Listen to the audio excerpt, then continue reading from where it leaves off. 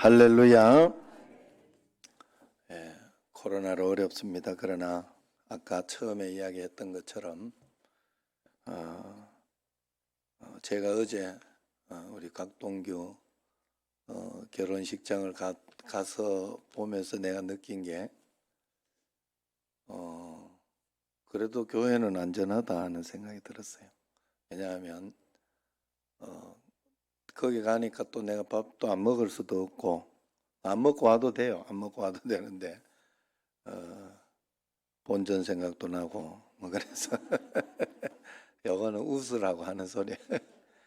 그래서 이제 식사를 하고 이렇게 오는데, 어떤 데는 식사할 때 뜨는 숟가락마다 장갑을 주는 데가 있어요. 그런 데도 있고, 어제는 뭐 그렇게까지는 안 하더라고. 그래, 자리만 요렇게 띄워서 요렇게 앉으라고 그렇게만 했고, 어떤 데는 또 결혼식장을 이렇게, 내가 몇 군데를 가봤어요. 그런 가운데도 결혼식은 계속 해야 되기 때문에, 그래서 가보니까 어떤 데는 두 명이 이렇게 앉는데도 따로 앉게 하고, 각자 상을 따로 이렇게 해가지고 하는 데도 있고, 교회는 여러분 이렇게 앉아서 제가 어제도 어쩔 수 없이 엘리베이터도 타고 했어요. 타고 있으면 같이 이렇게 많이 타야 돼요. 어쩔 수 없어요. 그러지만 그냥 믿고 타야 되는 거예요. 그래, 여러분 교회 와서 마스크 잘 쓰시고, 그 700명 교회가 3명이 한 두세 번 교회 주일 예배하고 이렇게 왔다 갔다 했나 봐요. 그런데 그 700명을 다 조사했는데 아무도 안 걸렸다고, 0명 나왔다고. 그래서 좋은 방역의 예라고 마스크 잘 쓰시고 그렇게 하시라고 이야기한 것처럼, 우리도 그런 마음으로 꼭 하셔야 돼요. 이게 제가 교회 예배가 어렵고 힘들어도 그냥 예배를 이렇게 드리면서 이렇게 가려고 하는데, 이유가 뭔가 하면 중국에 삼자교회가 있어요. 삼자교회라고 국가에서 인정해 준 교회예요, 중국에. 그런데 그 교회를 진짜 교회로 보지 않아요. 왜냐하면 국가에서 예배 드리라면 드리고 말라면 말아야 되니까 그래. 그 교회는 그 지하교회가 있어요. 중국에는 지하교회가. 거기에 상관없이 늘 예배를 드려요. 그냥 숨어서, 북한에서 숨어서 예배 드리는 것처럼. 그래서 그거 안 하려고 자유민주주의가 있는 거예요.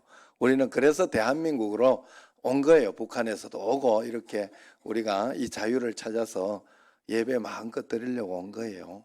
그래서 우리가 조심하는 것을 조심하지 말라는 소리가 아니라, 이럴 때일수록 예배를 위하여 다른 것을 더 조심하고, 또 여러분들도 이렇게 예배를 지금도 이렇게 오늘도 이렇게 몸이 좀 안 좋거나 좀 이런 분들은 이렇게 혹시 피해를 줄까 싶어서 집에서 이렇게 오지 않고 그렇게 예배를 드리는 분들도 있잖아요. 그러니까 그런 것들을 잘해서 하면 좋겠다. 이렇게 마스크 쓰고 예배만 딱 드리고 하나님께 온전하게 드리고 간다면 더 이상 이야기할 건 없을 것 같아요. 그러니까 여러분 예배를 잘 지키고, 그리고 하나님 앞에 예배를 잘 드리고 이렇게 끝까지 하나님께 영광 돌리는 사람이 실패하거나 잘못되지 않습니다. 잘못되지 않습니다. 절대로 끝까지 하나님은 지켜주시고 인도해 주시는 줄로 믿습니다. 오늘 고린도서 말씀이 바로 그런 말씀이에요. 오늘 끝까지 하나님은 지켜주신다. 고린도 교회가 굉장히 문제가 많았어요. 요즘 우리 교회들도 여러 가지 교회가 정부에 좀 해서 어떻게 이렇게 비판하고 그런 또 교회가 있고, 이렇게 해서 그런지는 모르지만 교회에 대한 여러 가지, 처음에는 뭐 굉장히 교회를 잡았죠. 그래서 그런 가운데 이렇게 있었지만 그걸 통해서 저는 또 이렇게 생각하기를, 그걸 원망하고 불평하고 그렇게 있을 것이 아니라, 만약에 우리가 잘못된 것이 있으면 고쳐야죠. 더 좋은 것으로 바꿔야죠. 그걸 숨긴다고 되는 일이 아니에요. 그러면 그런 숨기는 일들이 더 많이 일어날 뿐이에요. 그 목사가 잘못됐으면 목사가 그러면 안 된다. 하고 그렇게 하고 하여튼 신앙으로 하나님 앞에 나아가도록 그런 계기, 그런 기회를 꼭 삼아야 돼요. 많은 사람들이 그래서 그런 것 때문에 번민하고 있다. 우리 목회자들 비리, 아니면 너무 조직화된 교회 제도, 직분 중심의 교회 문화, 율법주의적이고 위선적인 교인들의 태도, 은혜 없는 예배, 이런 것으로 교회를 떠나는 사람이 많다고 합니다. 은혜를 말하면서도 사랑을 말하면서도 미워하고 사는 게 현실이기 때문에 그래요. 꼭 굳이 내가 교회를 다녀야 되나? 조용히 혼자 믿는 것이 더 낫지 않느냐? 이렇게 생각을 한다 하는 것이죠. 이렇게 해서 이 필립 그 얀시라는 분이 이렇게 해서 교회를 떠났었다고 그래요. 이 필립 얀시는 굉장히 기독교에 글을 많이 쓰고 있는 그런 기독교 변증가요, 기독교 소설가 뭐 그렇게 할 수 있는 분인데, 이분이 교회 나의 고민 나의 사랑이라는 소책자에서 이런 이야기를 해요. 자기는 미국 남부 근본주의 교회에서 유년 시절을 보냈는데 청년이 되고 교회를 떠났다고 합니다. 왜냐하면 이제 오래 다니고 이렇게 하다 보니 위선과 거짓들이 이렇게 한 것을 많이 보게 됐고, 예배 분위기는 항상 이렇게 깔아앉아서 무거웠고, 또 설교는 율법에 기초한 정죄, 또 교인들 사이에 또 은혜와 사랑보다는 비난과 정죄가 많은 것을 보고 실망을 한 거죠. 그런데 교회를 떠나가면 자기 자신이 홀가분하고 즐겁게 잘 살 줄 알았는데 오히려 교회를 떠나니 은혜가 더 고갈되고 더 이렇게 피폐해지는 것을 알게 된 거예요. 그래서 그가 이렇게 말했습니다. 내가 한동안 교회를 떠났을 때 불행하게도 나는 위선의 껍질뿐만 아니라 신앙이라는 몸통까지 내버렸다. 그렇게 이야기를 합니다. 결국 이 필립 얀시가 교회를 돌아오게 된 것은 주님을 바라보는 눈이 다시 열렸기 때문이라고 하지요. 그래서 키에르케고르가 교회를 이제 예배를 연극에 비유했는데 그걸 보면서 자기는 항상 이렇게 예배를 드릴 때 목사가 배우고 성가대가 배우고 찬양대가 배우고 자기는 관객이라 이렇게 생각을 했다는 거죠. 그런데 다시 잘 생각해 보니 목사도 배우고 찬양대도 배우고 관객도 관객이 아니라 배운 거예요. 배우. 왜냐하면 하나님께 지금 예배를 드리고 있는 거잖아요. 그걸 깨달았다는 거예요. 그리고 관객은 누가 관객이요? 받으시는 분? 하나님만이 유일한 관객이라는 걸 깨달은 거예요. 그래서 그걸 깨닫기 전에는 한번 나를 만족시켜 봐라. 예배 드릴 때 말이에요. 오늘 뭐 찬양은 잘하나 보자. 이런 마음으로 이렇게 드리는데 이것이 개념이 정리되고 나니까 찬양을 드릴 때도 내가 나의 이 헌신이 천국에서 빛나게 해달라 하는 그런 마음으로 찬양을 하게 되고, 또 이 기도를 할 때도 저 기도가 대표로 하는 거지만 나의 기도가 내가 올리는 기도가 되게 해달라는 마음을 가지게 되고, 하나님 말씀, 설교 말씀을 들을 때에도 선포되는 하나님의 말씀으로 듣지 설교가 좋니 나쁘니 뭐 이런 어떤 그런 것으로 듣지 않는다, 뭐 이렇게 생각을 하게 되는 거죠. 그래서 그런 마음으로 이렇게 자세가 바뀌었다 하는 것이에요. 그래서 하나님은 자신을 보고 있다는 것을 깨닫고 이제는 예배를 드리고 나서 집에 가거나 그렇게 할 때 예배를 마치고 나서 하나님은 오늘 나의 예배를 받으셨을까를 생각하게 되더라. 필립 얀시가 그렇게 이야기를 한 거예요. 그러면서 교회에서 여러 가지 어렵고 답답하고 힘든 일들을 보면서도 교회도 가정과 비슷하구나 하는 생각을 하게 된 것이죠.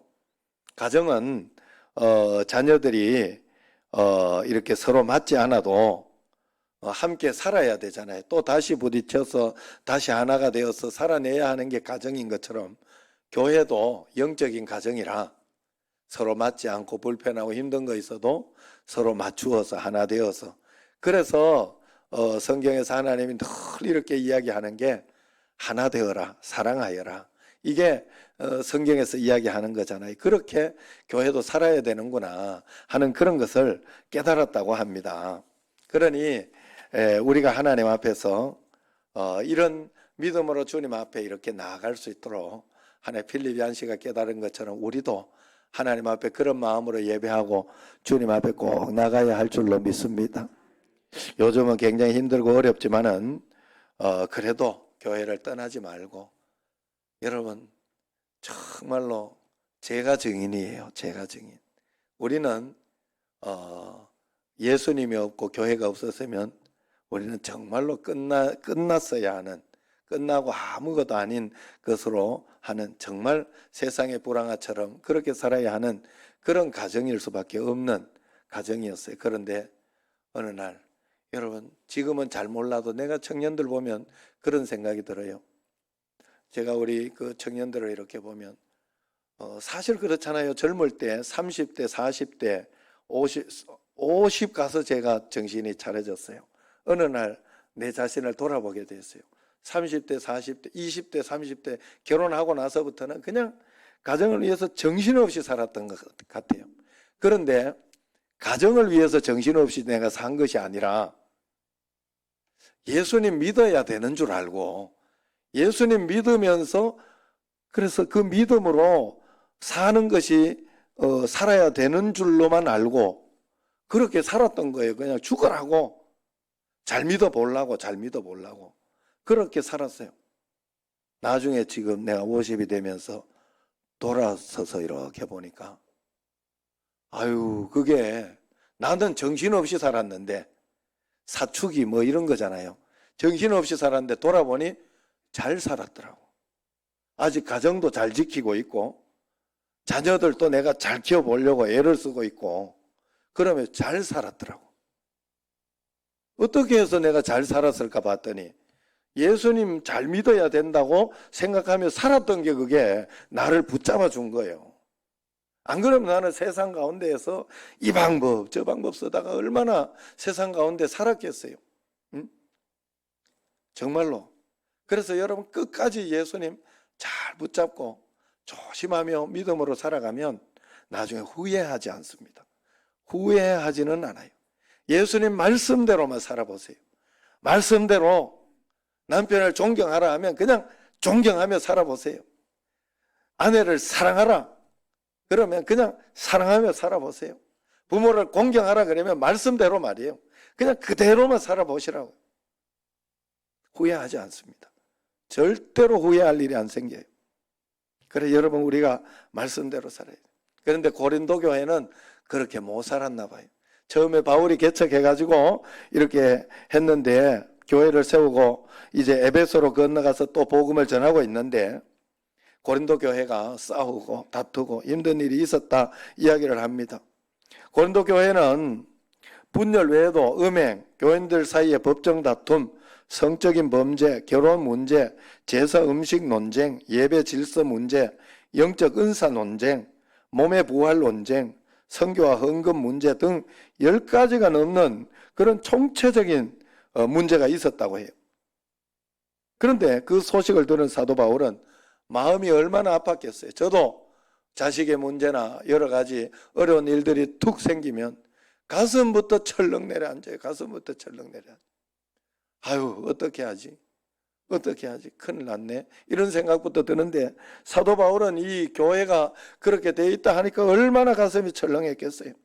그러나 사도 바울은 낙심하지 않았다는 거예요. 계속 낙심하지 않았다는 거예요.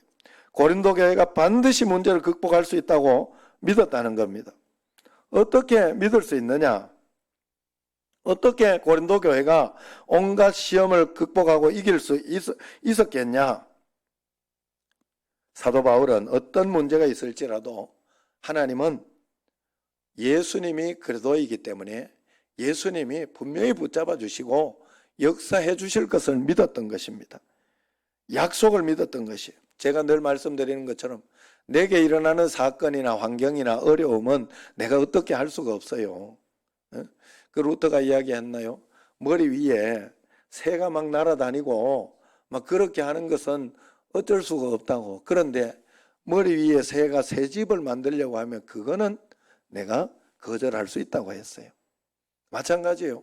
우리에게 일어나는 사건이나 환경이나 어려움은 내가 어쩔 수는 없으나 그것을 가지고 하나님은 내가 믿음으로 반응할 때 가장 좋은 것으로 멋진 것으로 인도해 주시고 역사해 주신다는 믿음으로 살아가는 건 내가 할 수 있다는 것이죠. 그래서 사도 바울은 가장 좋은 것으로 역전시켜 주실 것이다, 그렇게 믿은 것이에요.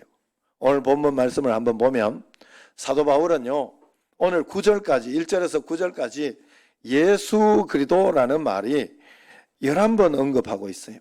한마디로 오직 예수 그리스도 신앙이 사도 바울 신앙이었습니다. 그래서 사도 바울은 오직 예수 그리스도 안에서 모든 것을 풀어나간 것이죠. 1절을 한번 보세요. 같이 읽어봅시다.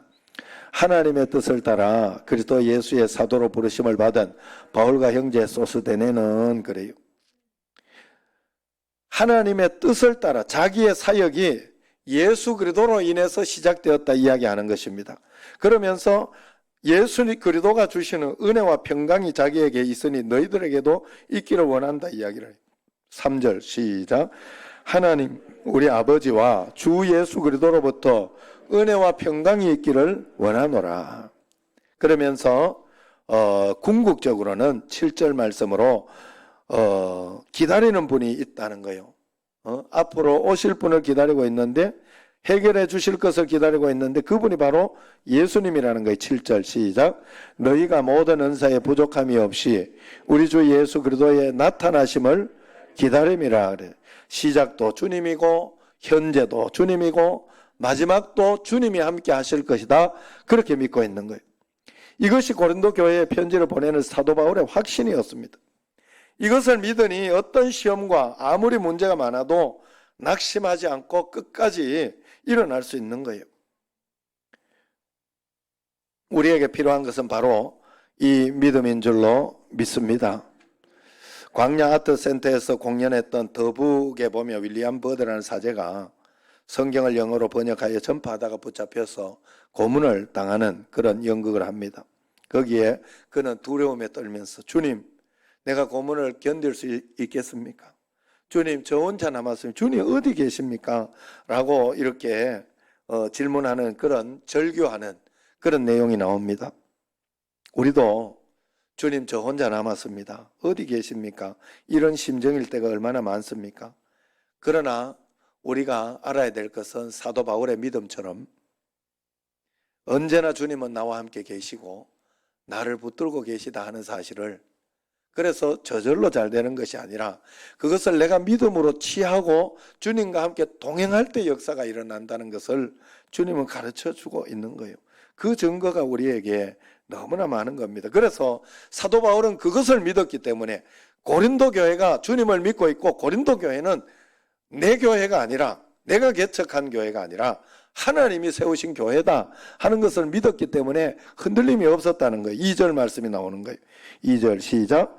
고린도에 있는 하나님의 교회 곧 그리스도 예수 안에서 거룩하여지고 성도라 부르심을 받은 자들과 또 각처에서 우리 주 곧 그들과 우리의 주 대신 예수 그리스도의 이름을 부르는 모든 자들에게 그럽니다.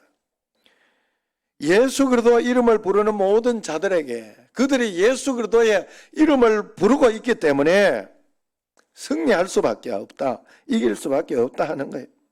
그래서 예수 이름을 부를 수 있다는 것은 내가 선택받았다는 거예요. 성령으로 아니하고는 누구든지 예수를 주시라 할 수 없느니라 고린도전서 12장 3절에 말씀하고 있지 않습니까? 그래서 사도 바울은 고린도 교회의 일로 감사를 하고 있어요. 오히려 4절 보세요. 4절 시작. 그리스도 예수 안에서 너희에게 주신 하나님의 은혜로 말미암아 내가 너희를 위하여 항상 하나님께 감사하오니, 항상 감사했다 이야기하죠. 아유 걱정이 된다, 큰일 났구나, 너들 어떻게 할래? 이게 이런 고백이 있어야 되는데, 저도 지금 생각해 보면 우리 자식이나 뭐 여러 가지 일이 있어, 야 나 너 큰일 났다 그러면서 자꾸 이야기를 한 거예요. 이 잘못된 고백. 사도 바울은 그렇게 고백하지 않았어요. 감사했어요. 다시 바꾸어 주실 하나님을 감사하고 이 문제를 해결해 주시고 능히 이겨내게 하실, 고난을 극복하면 그 고난에 대해서는 이겨낸 거거든요. 그러니까 다음에 그 고난이 와도 그 고난은 쉽게 풀어내거든요. 그러니까 그것을 이미 보고 감사를 했던 거예요. 바울은 문제를 보지 않았어요. 증거를 봤습니다. 6절을 한번 보세요. 시작. 그리스도의 증거가 너희 중에 견고하게 되어. 그리스도의 증거가 견고하게 된다고 이야기하지 않습니까? 증거가 있는 삶을 늘 살았다는 거예요. 증거가 그리고 계속 보였다는 거예요. 저도 이렇게 보면서 올 한 해 코로나로 다 막아놓은 것 같은데, 그 케냐 선교사님도 오시고 코로나로 열어놓은 일들이 참 많더라고요. 박성민이 올해도 한 일이 많더라고요. 캄보디아 갔다가 와가지고 중간에 코로나로 돌아와가지고 여기 와가지고도 또 직장도 구하고 남동 FC도 들어가고 뭐 그러면서 거기에 또 직장 구하는 일도 하나하나 풀어나고 하나님이 계속 은혜로 인도해 준 게 있더라. 오늘 연수 제주 유나이티드 두 번째 골키퍼 선수 이번에 마지막 우승할 때 뛰었다 하잖아요. 유명인이에요. 그래 하나님이 코로나 가운데도 제주 유나이티드 뭐 이러면서 할 거 하더라 이 말이에요. 코로나 가운데에도. 그래서 하나님께서 이렇게 하나하나 저도 이렇게 중간중간에 아버지 건강검진도 가보고 뭐 이러면서 할 거 다 했어요. 물론 뭐 옛날처럼 자유롭게 그렇게 하지는 않았지만 조심스럽게 여기까지. 또 예정이 뭐 이렇게 하는 것 해가 미국 보냈다가 지금 한국 돌아왔잖아요. 아이고 참 신기한 게 여러분 우리가 하나님 앞에 이렇게 기도하고 이렇게 하는 것도 이렇게 늘 실제적으로 우리가 기도하고 실제적으로 말씀 읽는 게 중요한 게, 실제적으로 아내가 이렇게 여기 와 있으니까 대면해서 서로 같이 뭐 악수도 한 적이 없고 그래요. 사실은 그냥 얼굴만 이렇게 보고 좀 멀리서 얼굴만 이렇게 보고 말았는데 그래도 옆에 와 있으니 마음이 확실히 안정이 돼. 신기해. 마음이 확실히 안정이. 있을 때 잘해요. 예. 하여튼 그랬어요. 그래서 그런 마음이 이렇게 들더라 하는 거예요. 그래 여러분, 우리에게는 증거가 있습니다. 매일매일 코로나가 막아놓은 길 가운데 하나님이 열어놓으신 증거가 있습니다. 그러니 그 길로 우리가 꼭 걸어가야 돼요. 그래서 사도 바울은 문제 많은 고린도 교회를 향해서 고린도에 있는 하나님의 교회에 이 편지를 쓴다. 하나님이 붙잡고 있는 교회다. 여기는 고린도. 그러니 문제 가운데 분명히 이겨낼 것이다. 그렇다고 해서 금방 이겨낸 게 아니에요. 고린도 후서에 보면 이제 이겨냈던 결과물이 나오는데, 처음에 갔을 때는 그 고린도 교회 교인들이 배척하고 막 그렇게 했어요. 사도 바울을. 그래가지고 그 문제 다 해결하지 못하고 다시 와가지고 편지를 쓰고 또 이야기를 하고 부탁을 하고 했을 때, 그 다음 편지를 쓰고 난 뒤부터 하나님이 역사하기 시작한 거예요. 그래서 이겨내서 그 다음에 잘했다 너희들 고맙구나 했던 게 고린도 후서 3번째 편지예요. 그게 사실은 고린도 중서가 있어야 돼요 원래. 그런데 그 중서가 어디 간지 없는 거예요. 그래서 고린도 후서가 있는 거예요 지금. 그래 여러분, 예수 그리스도 안에서 거룩하여지고 성도로 부르심을 받은 사람이기 때문에 결국은 이기게 된다. 끝까지 사도 바울이 포기하고 에이 고린도 교회 망하든지 말든지 이러고 포기했으면 끝났겠지요. 여러분 우리의 삶도 마찬가지예요. 이런 가운데서도 하나님은 좋은 것으로 주시고 인도해 주신다고 끝까지 내가 믿음으로 예수 그리스도를 붙잡고 포기하지 않으면 하나님이 결국에는 이기게 해주시는 거예요. 승리하게 해주시는 줄로 믿으시기를 바랍니다. 죄 중에 우리가 윤리적인 죄, 뭐 담배 피우고 아니면 음란하고 뭐 살인하고 이것이 큰 죄라고 우리는 생각을 하지만, 그거보다 더 큰 죄는 믿지 않는 죄예요. 믿지 않으니까 사실은 그런 일이 일어나는 거예요. 하나님이 나와 함께 계시다고 생각을 하고 눈에 보고 있다고, 내가 눈에 보고 있다고 이렇게 생각하면, 옆에서 보고 있다고 생각하면 사람이 봐도 안 할 일을 안 보고 계시다고 생각하니까 하는 거예요. 우리가 보통 하나님 안 보고 계시다고 생각하니까. 그래서 우리가 이거 안 될 거야, 큰일 나서 이거 못 할 거야, 이건 정말 큰일 난 일이야, 이렇게 생각하면 그게 오히려 큰 불신이에요. 왜냐하면 이 상황경을 보고 이야기한 것 같지만 하나님을 불신하면서 고백한 게 되는 거예요, 그게. 그래서 우리는 언제나 믿음을 가지고 포기하면 안 됩니다. 하나님은 절대로 교회를 포기한 적이 없어요. 포기는 사람이 해서 그래요, 사람이 해서. 지난 2000년 역사가 이야기를 하고 있습니다. 하나님은 너무나 불완전한 목회자와 교인들로 구성된 교회를 주님의 신부라고 부르셨지 않습니까? 우리는 엉망이지만은 주님은 교회라는 배에 사랑 많은 선장이 되십니다. 그러므로 교회도 능히 새롭게 거룩하게 만드실 수 있다 하는 거예요. 그래서 사도 바울은 예수님이 재림에 오실 때 고린도 교회 교인들을 흠잡을 데 없는 사람으로 설 수 있도록 주님께서 분명히 끝까지 지켜주실 것이다, 그렇게 믿었던 거예요. 8절 말씀에 나와요. 같이 읽어봅시다. 주께서 너희를 우리 주 예수 그리스도의 날에 책망할 것이 없는 자로 끝까지 견고하게 하시리라. 책망할 것이 없는 자로 끝까지 견고해. 누가 그렇게 견고하게 하시리라 그랬어요? 주님께서. 내가 견고하게 하는 게 아니에요. 나는 그냥 따라가서 믿고 따를 뿐이에요. 주님께서 끝까지 해주실 것이라 이야기를 하지 않습니까?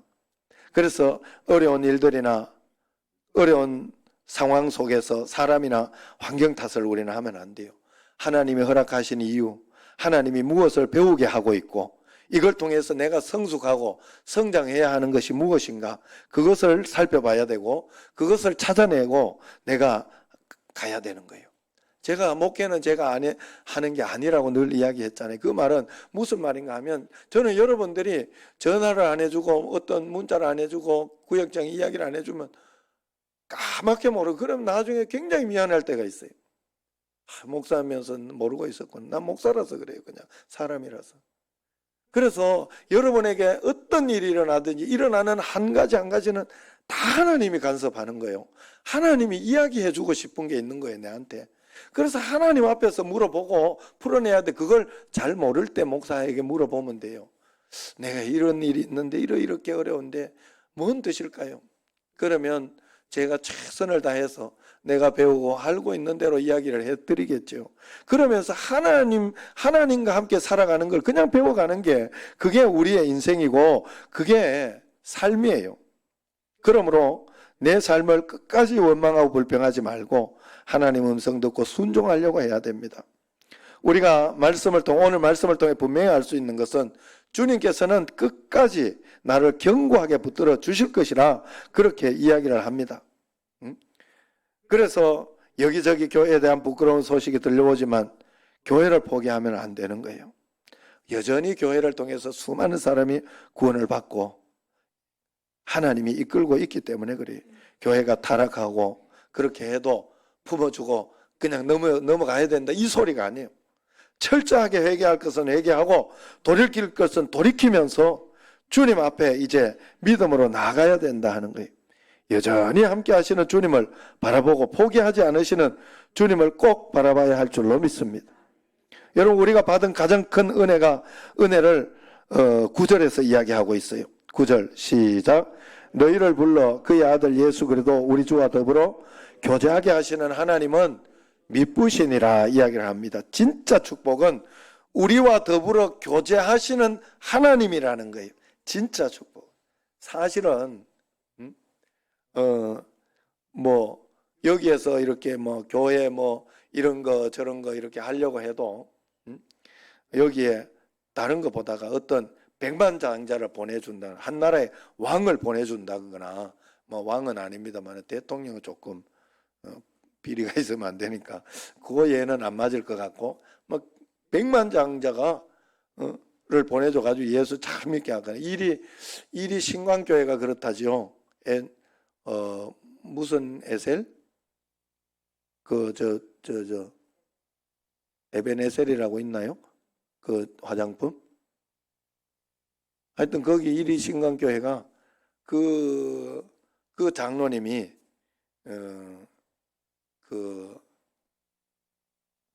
한 100억 정도 내놔가지고 나머지 부분만 교인들이 돕고 한 사람이 그렇게 해서 건축을 했다 하더라고요. 그러니까 신은 에베네셀인 것 같네. 예, 거기. 그래서 그런 어떤 일들이 있잖아요. 백만장자가 하나님 보내주면 거기에서 다른 거 이야기할 게 없는 것처럼 우리도 하나님 앞에서 그런 마음을 꼭 가지고 있어야 됩니다. 우리가 하나님 앞에서 놀라운 은혜는 모든 것에 풍성하심이고 모든 것을 이룰 수 있는 예수님을 우리에게 주신 거예요. 예수님을. 그걸 가지고 내 계획을 가지고 하나님 내가 100억을 벌어야 그게 축복이에요. 그건 내 생각이에요. 내 생각이에요. 내가 막 이번에 FA 서울 갔으면 그 다음에는 영국 가야 축복이에요. 그건 내 생각이에요. 내 생각이에요. 그냥 하나님이 인도하는 대로 내가 한 걸음씩 순종하고 따라가려고 하면 하나님이 나를 통해 이루어 가시는 게 있어요. 하나님이 크게 가게 큰 사업하게 할 것 같으면 큰 사업하게 해주시고 아니면 아니게도 해주시는 거예요. 여러분 그걸 깨달아야 돼요. 그래야 제가 그래서 그걸 깨닫고 나서 이 정신제일교회 이것이 얼마나 큰 은혜고 여러분 한 사람 한 사람 만나고 진짜 이렇게 좋은 교인들이 있구나 저는 늘 감사하면서 반찬 봉사하는 사람들 봐도 감사하고 주일 오늘 또 이렇게 못 오는 가운데에서도 이렇게 와서 예배 드리고 영상 예배로 또 드리는 분도 감사하고 그런 마음으로 정말 그런 마음이 들더라고요. 오늘 이렇게 사실은 뭐 이렇게 해가지고 그러냐 하는 마음이 아니라 이런 가운데도 예배 드릴 수 있다는 게 너무너무 감사하구나 하는 그런 생각이 있다는 거예요. 하나님 앞에서 하나님이 인도하시는 만큼만 내가 살겠다. 더불어 교제, 주님이 더불어 교제하시는 거예요. 그게 우리에게 가장 큰 축복인 줄로 알아야 할 줄로 믿습니다. 주님께서 나와 함께 계시기 때문에 언젠가는 나를 바로 세우시고 나의 문제를 해결해 주시고 역사해 주실 것이다. 다 맡겨야 될 줄로 믿습니다.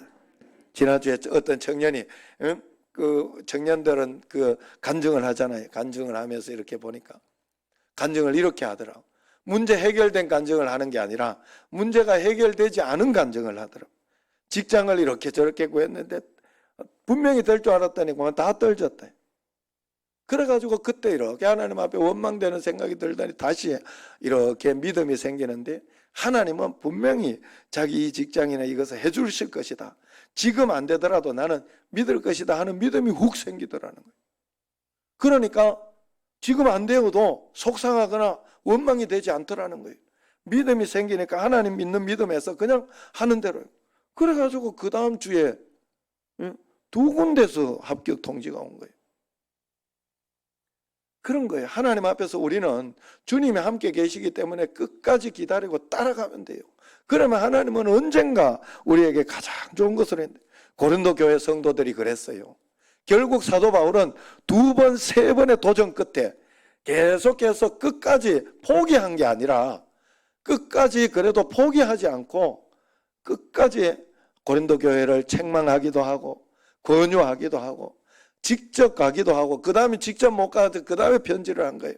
편지를 하고 그렇게 했더니 마지막에 고린도 후서 7장 9절에 보면 세 번째 편지 이 편지에 보면 내가 지금 기뻐함은 너희로 근심하게 한 까닭이 아니요 도리어 너희가 근심함으로 인해서 회개함에 이른 까닭이라. 너희가 하나님의 뜻대로 근심하게 된 것은 우리에게 아무 해도 받지 않게 하려 함이라. 고린도 교회가 회개하고 돌이켰다는 거예요. 이토록 문제가 많았던 10개 이상의 교회가 이 문제가 많던 이 교회가 회복되고 잘 되었다면 우리 가정도 우리 직장도 내 문제도 분명히 극복하고 하나님이 분명히 쓰실 수 있는 그런 것이 되지 않겠습니까? 여러분 매일매일 주님과 꼭 동행하시기를 바랍니다. 하나님과 동행하는 믿음이 있어야 그 믿음이 실제가 돼요. 여러분 아무리 아까 내가 물을 이렇게 마시다가 처음에 버렸어요. 버린 거예요. 왜냐하면 이 안에 뭐 이물질이 들어가 있더라고. 응? 뭐가 하나 툭 떨어져 있더라고. 그래가지고 여기 이렇게 버린 거예요. 사실 먹어도 됐겠죠. 그런데 내가 이거 안 될 것 같다 하고 요런 믿음이 나한테 생긴 거예요. 그래서 버린 거예요. 여러분, 아무리 좋은 것이 있고 아무리 어떤 것이 있어도 내게 믿음이 없으면 그것은 역사할 수가 없어요. 하나님 앞에서 우리는 진짜 하나님께 의지하고 맡겨버리고 주님만 따라가겠다는 그 믿음이 우리에게 있어야 우리 삶에 동행의 역사, 기적의 역사가 일어나는 줄로 믿습니다. 이 땅의 모든 문제 해결은 오직 예수 그리스도밖에 없습니다. 주님이 인도하시는 대로, 주님이 인도하시는 만큼만 매일매일 주님과 동행하는 여러분과 저가 되기를 주의 이름으로 축원합니다. 기도하겠습니다. 하나님 아버지 감사합니다. 저희들에게 은혜를 다하여 주시고 인도하시는 주님 말씀대로 주의 뜻과 섭리 가운데 거기까지만 살아가는 매일매일 주님과 동행하는 삶을 사는 저희들이 되게 하옵소서. 예수님 이름을 기도드리옵나이다. 아멘.